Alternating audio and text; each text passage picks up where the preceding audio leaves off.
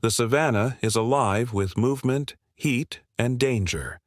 The tall grass shivers in the morning wind as a band of Orrorin tugenensis, among the earliest known ancestors to walk upright, move in tight formation across the cracked earth.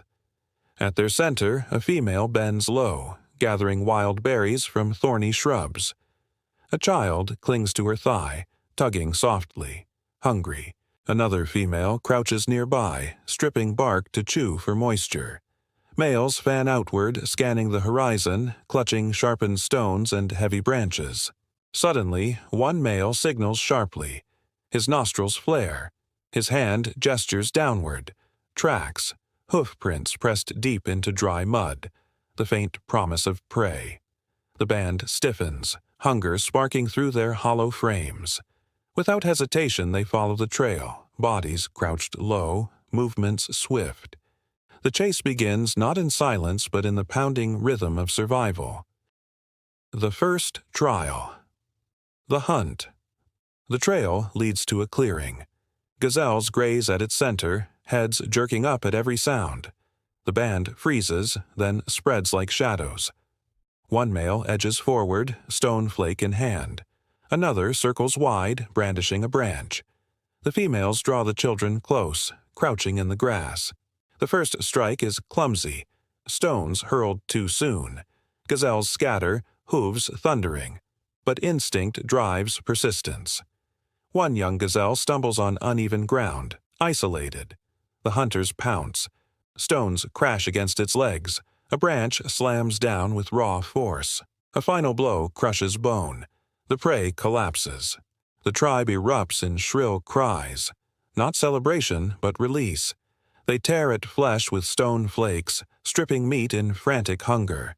Blood streaks their faces as they feed, children pressed forward to share in the first mouthfuls. The newborn, cradled in its mother's arms, tastes its first drops of marrow-rich broth. For a fleeting moment, survival feels assured. But the savanna never allows rest. The first twist, the ambush shadows ripple across the grass. A low growl rumbles.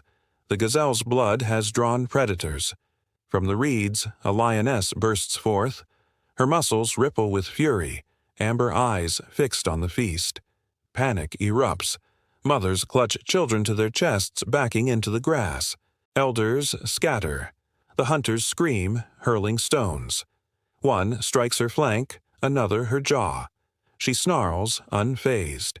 With terrifying speed, she lunges for the weakest, the elder male staggering behind. The protective male, the one who struck the gazelle's final blow, charges without hesitation. He slams his branch across her face. She roars, claws raking his chest. Blood sprays, but he does not fall. The others join, stones shattering against her ribs, branches smashing her skull.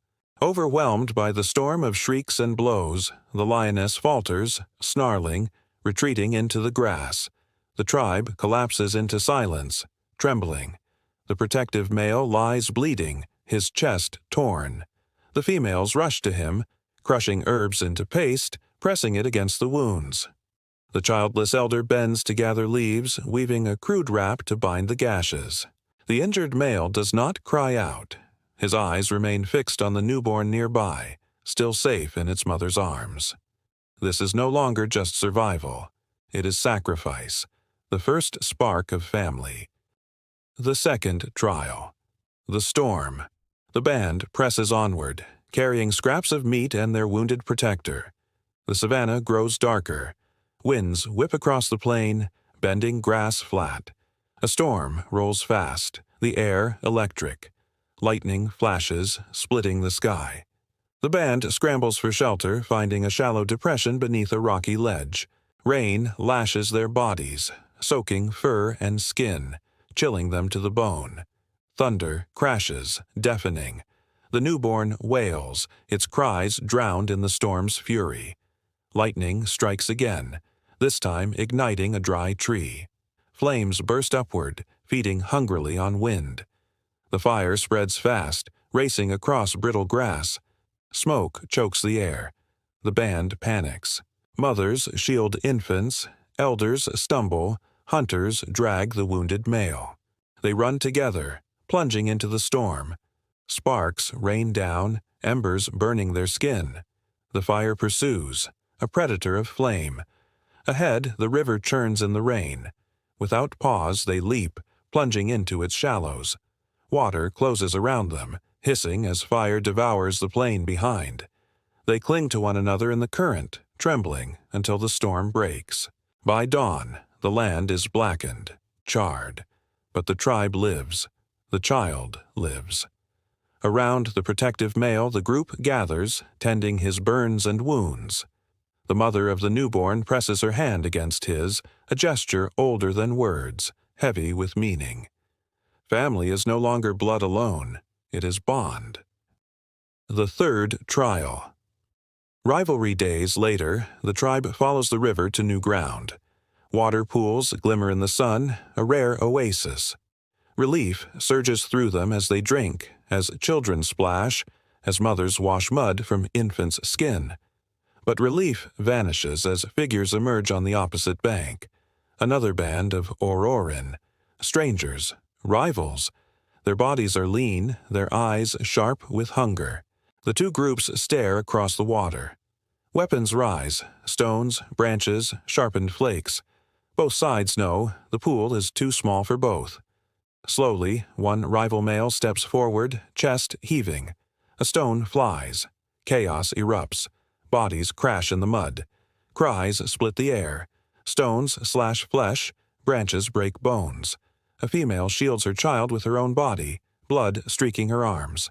The protective male, still wounded, fights fiercely, striking with wild fury to hold the line. Then, in the chaos, the newborn slips from its mother's grasp, tumbling into the mud. Its cry cuts through the frenzy. The rivals advance. The protective male sees, breaks from combat, and dives. Stones rain on his back, but he curls around the child, shielding it with his broken body. Others of his tribe surge to him, driving the rivals back.